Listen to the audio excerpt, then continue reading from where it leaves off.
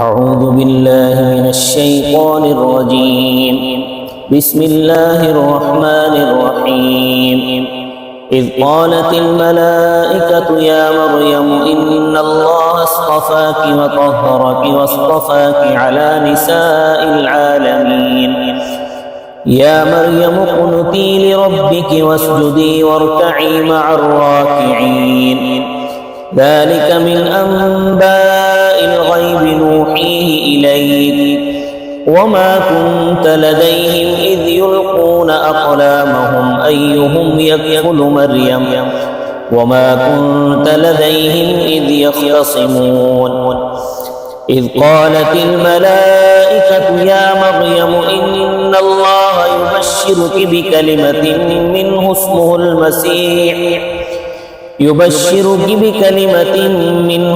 المسيح عيسى ابن مريم وجيها في الدنيا والآخرة ومن المقربين ويكلم الناس في المهد وكهلا ومن الصالحين. قالت رب أنى يكون لي ولد ولم يمسسني بشر قال كذلك الله يخلق ما يشاء إذا قضى أمرا فإنما يقول له كن فيكون. صدق اللہ العظیم. یہ واقعہ گزشتہ درس سے چلا آ رہا ہے کہ حضرت مریم کی سرپرستی حضرت زکریا علیہ السلام کے ذمے تھی. حضرت زکریا علیہ السلام نے ان کی پرورش کی. جب حضرت مریم علیہ السلام جوان ہو گئیں تو آگے پھر ان آیات میں اس کا ذکر ہے. فرمایا اذ قالت الملائکۃ، اور جس وقت کہا اللہ تعالیٰ کے فرشتوں نے. حضرت جبرائیل علیہ السلام تشریف لائے، حضرت اور ان کے ہمراہ اور بھی فرشتے تھے، مگر بات کرنے والے متکلم حضرت جبرائیل علیہ السلام تھے. فرمایا یا مریم ان اللہ، اے مریم بے شک اللہ تعالیٰ اصطفاکی و طہرکی، اللہ تعالیٰ نے تجھے چن لیا ہے، تجھے پاک رکھا ہے برے اخلاق سے، بری نظروں سے، تمام بری چیزوں سے. واصطفاکی علی نساء العالمین، اور تجھے چنا ہے سب جہان والی عورتوں پر، یعنی جہان کی تمام عورتوں پر اللہ نے تجھے فضیلت عطا فرمائی ہے. وہ یہ کہ اللہ تعالیٰ نے تجھے بغیر خاوند کے حضرت عیسیٰ علیہ السلام جیسا لڑکا عطا فرمایا، اور اس کی نظیر نہ اس امت میں ملتی ہے، نہ اس سے پہلے کسی امت میں ملتی ہے، اور نہ بعد میں کسی امت میں ملے گی. اللہ تعالیٰ نے حضرت آدم علیہ السلام کو بغیر ماں باپ کے مٹی سے پیدا فرمایا. قرآن کریم میں فرمایا خلقہ من تراب، کہ ہم نے ان کو مٹی سے پیدا کیا. آدم علیہ السلام ڈائریکٹ مٹی سے پیدا ہوئے. پھر حضرت حوا کو حضرت آدم علیہ السلام کی پسلی سے پیدا فرمایا. لیکن حضرت مریم علیہ السلام کو اللہ تعالیٰ نے لڑکا عطا فرمایا بغیر باپ کے. تو اس کے بارے میں کچھ بات ہوگی، اور کچھ جو ہے وہ کل کی آیتوں میں آئے گی انشاءاللہ. تو فرمایا یا مریم اقنتی لربی کی، اے مریم فرما برداری کر اپنے رب کی، کہ رب تعالیٰ نے تجھے درجہ عطا فرمایا، یعنی تجھے رب تعالیٰ نے مقام عطا فرمایا، تو تو رب تعالیٰ کا شکر ادا کر، اپنے رب تعالیٰ کی فرما برداری کر. دیکھیں حضرت صلی اللہ علیہ وسلم گرمیوں کی راتوں میں ساری رات کھڑے ہو کر عبادت کرتے تھے. روایات میں آتا ہے کہ آپ صلی اللہ علیہ وسلم کے پاؤں مبارک سوج جاتے تھے، ورم آ جاتا تھا. اور سردیوں کی رات میں وہ ٹھنڈے پانی سے وضو کرتے تھے، جس سے آپ صلی اللہ علیہ وسلم کے پاؤں مبارک پھٹ جاتے تھے. تو ساتھیوں نے دیکھا تو کہنے لگے کہ حضرت آپ اتنی مشقت کرتے ہیں، آپ سردیوں کی راتوں میں آپ کے پاؤں پھٹ جاتے ہیں، تو آپ اتنی عبادت کرتے ہیں. تو آپ صلی اللہ علیہ وسلم نے فرمایا کہ فلا اکون عبدا شکورا، کہ اللہ نے مجھ پر اتنے انعامات کیے ہیں تو کیا میں اپنے پروردگار کا شکر گزار بندہ نہ بن جاؤں؟ اتنا اس نے مجھے نوازا ہے، تو شکر گزار بننے کے لیے اس کی عبادت کرنی چاہیے. تو اللہ تعالیٰ نے حضرت مریم کو بھی فرمایا کہ تو اپنے رب کی عبادت کر، وسجدی ورکعی، اور سجدہ کر اور رکوع کر، مع الراکعین، رکوع کرنے والوں کے ساتھ، یعنی جماعت کے ساتھ نماز پڑھ. حضرت صلی اللہ علیہ وسلم کے شروع کے زمانے میں عورتیں جماعت کے ساتھ نماز پڑھتی تھیں، لیکن جب حالات بدلنے لگے اور لوگوں میں فتنہ و فساد زیادہ ہونے لگا تو حضرت عمر فاروق رضی اللہ تعالیٰ عنہ نے پابندی لگا دی۔ آج بھی اگر فتنے کا خطرہ نہ ہو تو عورتوں کا مسجد میں آنا اور پردے کے ساتھ جماعت کے ساتھ نماز پڑھنا بالکل جائز ہے اور اس میں کوئی حرج نہیں ہے۔ ہاں اگر فتنے کا خدشہ ہو تو پھر یہ ہے کہ عورتوں کو مسجد میں نہیں آنا چاہیے، لیکن چونکہ آج کل کا زمانہ بڑا نازک ہے اور فتنوں کا دورہ ہے تو آج کل بچنا بڑا مشکل ہے، چونکہ فحاشی، بے حیائی اور لوگوں کے دلوں سے احترام خواتین کا بالکل نکل چکا ہے، تو اس وجہ سے احتیاط اس زمانے میں بہت ضروری ہے۔ تو آگے اللہ تعالیٰ فرماتے ہیں کہ حضرت مریم علیہ السلام کا یہ جو واقعہ ہم نے آپ کو بتایا ہے، ذالک من انباء الغیب، یہ غیب کی خبروں میں سے ہے، نوحیہ الیک، اس کو ہم وحی کرتے ہیں تیری طرف، یہ حضرت صلی اللہ علیہ وسلم کو خطاب ہے۔ وما کنت لدیہم، اور نہ تھے آپ ان کے پاس، اذ یلقون اقلامہم، جس وقت انہوں نے پھینکی اپنی قلمیں قرآن اندازی کے لیے، ایہم یکفل مریم، کہ ان میں کون مریم کا سرپرست بنے گا۔ یہ بات میں پہلے بیان کر چکا ہوں کہ حضرت مریم علیہ السلام کو جب ان کی والدہ نے مسجد اقصیٰ کی جو 29 افراد کی کمیٹی تھی ان کے حوالے کر دیا صاف ستھرا کر کے کہ جی میں نے نظر مانی تھی، لہٰذا یہ میری بیٹی پیدا ہوئی ہے، اس کو تم لوگ اپنے پاس رکھو، اس کی پرورش بھی کرو، اس کے کھانے پینے کا انتظام بھی کرو، سب کچھ تم نے کرنا ہے۔ تو ان 29 افراد میں جھگڑا کھڑا ہو گیا کہ مریم کی کفالت کون کرے گا۔ تو اس کفالت کے جھگڑے میں فیصلہ جو ہے وہ قرآن اندازی کے ذریعے کیا گیا، اور قرآن اندازی اس طرح کی گئی کہ قلمیں جو ہے وہ دریا میں ڈالی گئیں۔ حضرت زکریا علیہ السلام کی قلم یا تو ٹھہر گئی یا پانی کے الٹی طرف جو ہے وہ بہنے لگی، تو حضرت زکریا علیہ السلام کی کفالت میں حضرت مریم علیہ السلام آ گئی۔ تو سب کو یقین ہو گیا کہ ان کی کفالت جو ہے وہ حضرت زکریا علیہ السلام کے ذمے ہے، تو ہر ایک نے اپنا دعویٰ واپس لے لیا۔ تو اللہ تعالیٰ اسی کا ذکر فرمایا ہے، وما کنت لدیہم، اور نہ تھے آپ ان کے پاس، اذ یختصمون، جب انہوں نے آپس میں جھگڑا کیا، یعنی ہر ایک یہ چاہتا تھا، جھگڑا اسی بات کا تھا کہ مریم کا کفیل میں بنوں، ہر ایک یہی چاہتا تھا۔ یہ واقعہ حضرت صلی اللہ علیہ وسلم کو بذریعہ وحی بتایا گیا، اور یہ آپ صلی اللہ علیہ وسلم کی نبوت اور رسالت کی دلیل ہے۔ تو حضرت مریم علیہ السلام جب سن بلوغ کو پہنچی، جوان ہو گئیں، تو فرشتوں نے آ کر آپ کو بشارت دی۔ آگے اس بشارت کا ذکر ہے، فرمایا اذ قالت الملائکۃ یا مریم، جس وقت کہا فرشتوں نے مریم۔ اس مقام پر اجمال ہے، اس کی تفصیل سورہ مریم میں 16ویں پارے کے اندر موجود ہے کہ حضرت مریم علیہ السلام جس کمرے میں رہتی تھی اس کی بیرونی دیوار کا جو کونا تھا، مطلب جہاں دو دیواریں آپس میں ختم ہوتی ہیں، اکٹھی ہوتی ہیں، وہاں جو کونا ہوتا ہے، تو ان دونوں دیواروں پر کیل ٹھونکے ہوئے تھے، اور ان کیلوں کے ساتھ ایک ٹاٹ باندھ کر لٹکایا ہوا تھا۔ تو چونکہ اب سادہ زمانہ تھا تو جب غسل وغیرہ کرنا ہوتا تو وہ ٹاٹ نکالتی تھیں اور اس کے اوپر لگا دیتی تھیں، اور غسل وغیرہ سے فارغ ہو کر پھر وہ ٹاٹ اتار لیتی تھیں۔ تو ایک مرتبہ حضرت مریم علیہ السلام نے اس پر ٹاٹ لگایا اور غسل کر کے جب کپڑے پہنے تو فتمثل لها بشرا سویا، 16ویں پارے میں، تو ایک آپ نے دیکھا کہ ایک فرشتہ جو ہے وہ سامنے متمثل ہوا، ان کے سامنے ایک پورے انسانی شکل میں ایک خوبصورت سا موٹا تازہ تندرست نوجوان کھڑا ہے۔ حضرت مریم تو گھبرا گئی کہ اس تنہائی میں یہ نوجوان کہاں سے آ گیا، مرد اس تنہائی میں مرد کا آنا اچھی نیت سے نہیں لگتا۔ تو قالت، کہنے لگی، اعوذ بالرحمن منک ان کنت تقیا، میں تجھ سے خدائے رحمان کی پناہ میں آتی ہوں اگر تو متقی ہے، یعنی اگر تو پرہیزگار ہے اور رب سے ڈرتا ہے تو میں تجھے رحمان کا واسطہ دیتی ہوں، تو یہاں سے چلا جا، تو یہاں کیوں آیا ہے؟ تو اس نے بڑے اطمینان سے کہا، انما انا رسول ربک، میں تو تیرے رب کی طرف سے بھیجا ہوا ہوں، یعنی میں جبرائیل ہوں اور تجھے خوشخبری سنانے کے لیے آیا ہوں۔ جبرائیل علیہ السلام کے ساتھ اور فرشتے بھی تھے، مگر متکلم جبرائیل علیہ السلام تھے۔ اور میں تجھے ان اللہ یبشرک بکلمۃ من، میں تجھے اللہ تعالیٰ بے شک اللہ تعالیٰ تجھے خوشخبری دیتا ہے اپنی طرف سے ایک کلمے کی۔ کلمے سے مراد عیسیٰ علیہ السلام ہے، کیونکہ عیسیٰ علیہ السلام کو روح اللہ بھی کہتے ہیں اور کلمۃ اللہ بھی کہا جاتا ہے، اس واسطے کہ اللہ تعالیٰ نے باپ کی وساطت کے بغیر کلمہ کن کے ساتھ عیسیٰ علیہ السلام کو پیدا فرمایا، اور نام بھی اللہ تعالیٰ نے خود رکھا، اسمہ المسیح عیسیٰ ابن مریم، نام اس کا مسیح عیسیٰ ابن مریم ہوگا۔ مسیح ان کا لقب تھا، اور عیسیٰ ان کا نام تھا۔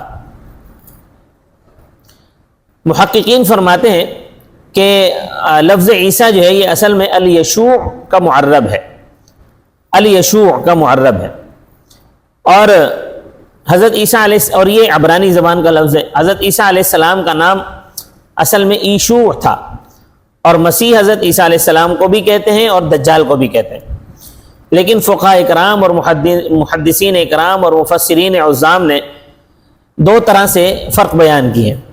ایک یہ کہ حضرت عیسیٰ علیہ السلام کو جو مسیح کہا جاتا ہے وہ ہے مسح یمسح سے، اس کا معنی ہوتا ہے ہاتھ پھیرنا، اور اسی سے ہے وامسحوا برؤوسکم، اپنے سروں پر ہاتھ پھیرو، جب وضو کے اندر مسح کیا جاتا ہے تو اسی سے ہے وامسحوا برؤوسکم، کہ اپنے سروں کا مسح کرو، اپنے سروں پر ہاتھ پھیرو۔ تو حضرت عیسیٰ علیہ السلام نابینا کے آنکھ پر ہاتھ پھیرتے تھے تو ان کی آنکھیں ٹھیک ہو جاتی تھی، کسی برس کی بیماری والے مریض پر ہاتھ پھیرتے تھے تو اس کی برس کی بیماری ختم ہو جاتی اور ٹھیک ہو جاتا تھا۔ تو اس واسطے حضرت عیسیٰ علیہ السلام کو مسیح کہا جاتا ہے، اور دجال کو بھی مسیح کہا جاتا ہے۔ دجال کا نام جو مسیح ہے وہ صاح یصیح سیاحت سے ہے، جس کا معنی ہوتا ہے سیر و سیاحت کرنا، کیونکہ دجال جب ظاہر ہوگا تو وہ پوری دنیا میں گھومے گا سوائے 4 جگہوں کے، مکہ مکرمہ، مدینہ منورہ، بیت المقدس کا شہر اور طور پہاڑ، ان 4 جگہوں پر یہ نہیں جا سکے گا۔ یہ کوشش تو کرے گا وہاں جانے کی، لیکن وہاں اللہ کے فرشتے پہرے پر موجود ہوں گے اور وہ اس کو پھیر دیں گے۔ دجال دنیا میں 40 دن رہے گا، صرف 40 دن۔ پہلا دن 1 سال کے برابر ہوگا۔ آپ صلی اللہ علیہ وسلم نے جب بیان فرمایا کہ پہلا دن 1 سال کے برابر ہوگا تو صحابہ کرام نے پوچھا رسول اللہ تو پھر نمازیں جو ہے وہ 1 دن کی پڑھی جائیں گی، 1 سال کی پڑھی جائیں گی؟ آپ صلی اللہ علیہ وسلم نے فرمایا 1 سال کی نمازیں پڑھی جائیں گی۔ دوسرا دن 1 ماہ کا ہوگا، نمازیں بھی 1 ماہ کی پڑھی جائیں گی۔ تیسرا دن 1 ہفتے کا ہوگا، نمازیں بھی 1 ہفتے کی پڑھی جائیں گی، اور باقی جو 37 دن ہیں وہ عام دنوں کے برابر ہوں گے، یعنی 24 گھنٹوں کے۔ تو دجال 40 دن دنیا میں رہے گا، بڑا فطور مچائے گا، خدائی کا دعویٰ کرے گا، ایسی جگہ جائے گا جہاں پانی کا ایک قطرہ نہیں ہوگا۔ لوگ اس کو کہیں گے کہ اگر تو خدا ہے تو ہمارے لیے پانی لا، ہم پر بارش برسا۔ تو مسمرزم کے ذریعے سے وہ بادلوں کو اشارہ کرے گا، بادل اکٹھے ہو جائیں گے اور وہاں بارش برسنا شروع ہو جائے گی۔ لوگ کہیں گے کہ تو ہی ہمارا خدا ہے، ہمیں اور کون سا خدا چاہیے؟ کوئی آدمی بھوکا ہوگا، اس کے پاس کھانے کو کچھ نہیں ہوگا، وہ کہے گا کہ میں بھوکا ہوں، میرے پیٹ میں ایک نوالا تک نہیں گیا ہے، مجھے کھانا کھلا دے۔ وہ زمین پر پاؤں مارے گا، اس میں سے سونا چاندی نکل آئے گا، اس کو بولے گا لے جا مزے کر۔ اور جو اس کو نہیں مانے گا اس کے گھر کا سارا سامان دجال کے پیچھے چل پڑے گا، اس کی پیٹیاں، اس کی رضائیاں، اس کی چارپائیاں، کیا کہتے ہیں، روایات میں آتے ہیں کہ مومن کا گھر ایسے خالی ہو جائے گا جیسے انسان کی ہتھیلی خالی ہوتی ہے۔ اللہ ہم سب کو محفوظ فرمائے۔ مسلمانوں کے لیے کھانے کے واسطے بھی کچھ نہیں ہوگا، لیکن مسلمان کی خوراک ہوگی سبحان اللہ الحمدللہ، یہ مسلمانوں کی خوراک ہوگی۔ بعض بدحواس ہوں گے جو یہ کلمات نہ پڑھ سکیں گے، ریت اور مٹی پھانکیں گے، رب تعالیٰ اس کو شکر بنا دے گا ان کے لیے۔ دوسرا فرق مسیح علیہ السلام اور مسیح الدجال میں یہ بیان کرتے ہیں کہ اگر دونوں جگہ مسح سے ہی لیا جائے تو فعیل کا وزن فاعل کے معنی میں بھی آتا ہے اور مفعول کے معنی میں بھی آتا ہے۔ تو عیسیٰ علیہ السلام کے نام کے ساتھ مسیح کا لفظ فاعل کے معنی میں یعنی مسح کرنے والے، اور دجال کے ساتھ مسیح کا لفظ مفعول کے معنی میں یعنی ممسوح عنہ، جس کی ایک آنکھ کا نور مٹا ہوا، اس کے ایک آنکھ کا نور نہیں ہوگا، وہ کانا ہوگا، دائیں آنکھ سے کانا ہوگا، اور ایک آنکھ جو ہوگی نا وہ بھی باہر نکلی ہوئی ہوگی، ایسے عجیب سی لگ رہی ہوگی، بڑی بڑی نظر آئے گی۔ حضرت صلی اللہ علیہ وسلم نے صحابہ کرام سے فرمایا کہ لوگوں، میں تمہیں دجال کے بارے میں ایک بات بتاتا ہوں جو پہلے کسی نبی نے اپنی امت کو نہیں بتائی، کسی پیغمبر نے نہیں بتائی۔ فرمایا دجال کانا ہوگا اور تمہارا رب کانا نہیں ہے۔ یہ ایک ایسی علامت ہے کہ جو سامنے نظر آئے گی سب کو۔ اب وہ سب کچھ کر سکے گا، دجال سارا کچھ کر سکے گا، مگر اپنی ایک آنکھ ٹھیک نہیں کر سکے گا۔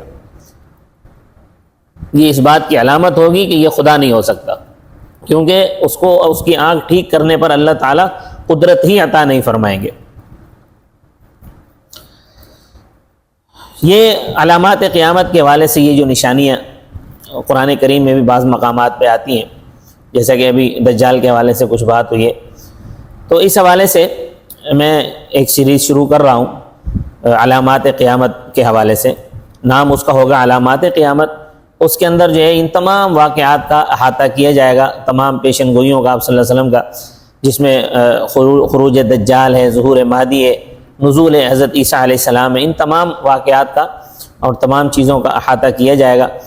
آپ تمام حضرات یہ سیریز ضرور دیکھیے گا، انشاءاللہ 2-3 دن میں یہ شروع کروں گا، اور یہ قسط وار آئے گی اور یہ عشاء کے بعد اپلوڈ ہوا کرے گی ہر روزانہ۔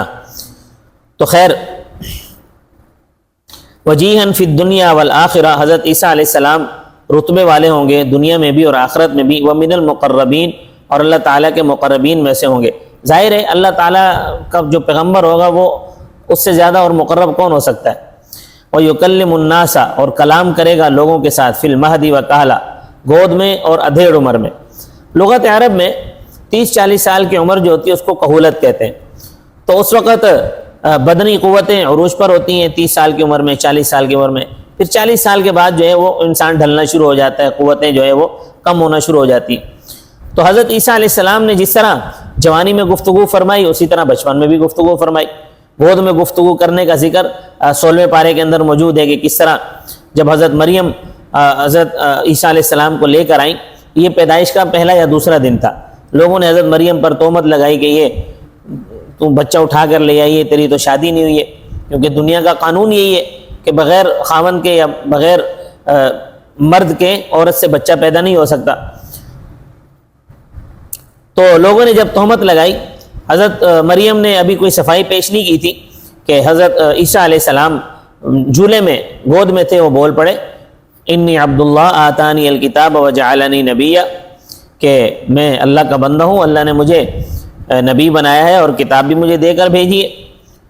یہ لیکن دیکھیں اب جو بچپن میں حضرت عیسیٰ علیہ السلام کو پہلا یا دوسرا دن کا بچہ بولتے ہوئے دیکھ رہے ہیں، لیکن اللہ نے ان کے دلوں پر تالے لگا دیے تھے، پھر بھی نہیں مانا ان لوگوں نے۔ اور بدستور آج تک لقد افتروا علی مریم بہتانا عظیما، انہوں نے حضرت مریم علیہ السلام پر بہتان باندھا، اور آج تک یہ لوگ بہتان باندھتے چلے آ رہے ہیں کہ معاذ اللہ حضرت عیسیٰ علیہ السلام حلال ہی نہیں تھے، تو ہم اس کو کیوں نبی مانے؟ لا حول ولا قوت الا باللہ۔ ضد اور ہٹ دھرمی کا علاج تو دنیا میں کوئی بھی نہیں ہے۔ تو فرمایا وَمِنَ الصَّالِحِينَ، اور نیکوں میں سے ہوگا۔ قالت ربی، کہا اس نے اے میرے رب، انا یکون لی ولد، کس طرح ہوگا میرا لڑکا، ولم یمسسنی بشر، اور نہیں ہاتھ لگایا مجھے کسی بشر نے، مجھے کسی بشر نے نہ کبھی جائز طریقے سے ہاتھ لگایا اور نہ ہی ناجائز طریقے سے ہاتھ لگایا، دونوں طریقوں سے کسی نے بھی ہاتھ نہیں لگایا، تو پھر بچہ کیسے پیدا ہوگا؟ 16ویں پارے میں یہ بھی ہے ولم اکو بغیہ، اور میں بدکار بھی نہیں ہوں، مطلب میں کوئی فاحشہ عورت بھی نہیں ہوں، کیونکہ بچہ ملنے کے 2 ہی طریقے ہوتے ہیں نا، یا تو جائز طریقے سے کوئی مرد جو ہے وہ اس کے ساتھ ہم بستری کرے، یا ناجائز طریقے سے ہم بستری کرے، مرد ہونا ضروری ہے، یا حلال طریقے سے ہو یا حرام طریقے سے ہو، یہاں دونوں نہیں ہیں۔ تو قال کذلک اللہ، اللہ تعالیٰ کے فرشتے نے کہا اسی طرح اللہ تعالیٰ یخلق ما یشاء، پیدا کرتا ہے جو چاہتا ہے، اس کے لیے کوئی مشکل کام نہیں ہے۔ اذا قضا امرا، جب طے کرتا ہے کسی معاملے کو، فانما یقول له، پس پختہ بات ہے کہتا ہے اللہ تعالیٰ اس کو، کن فیکون، تو ہو جا، پس وہ ہو جاتا ہے۔ تو اس وقت حضرت جبریل علیہ السلام نے حضرت مریم علیہ السلام کو ان الفاظ کے ساتھ خوشخبری سنائی کہ رب دینے والا ہے اور میں خوشخبری سنانے والا ہوں، اور تمہیں کیا پریشانی؟ اللہ تعالیٰ ہم سب کو سمجھ عطا فرمائے۔ وما علینا الا البلاغ المبین۔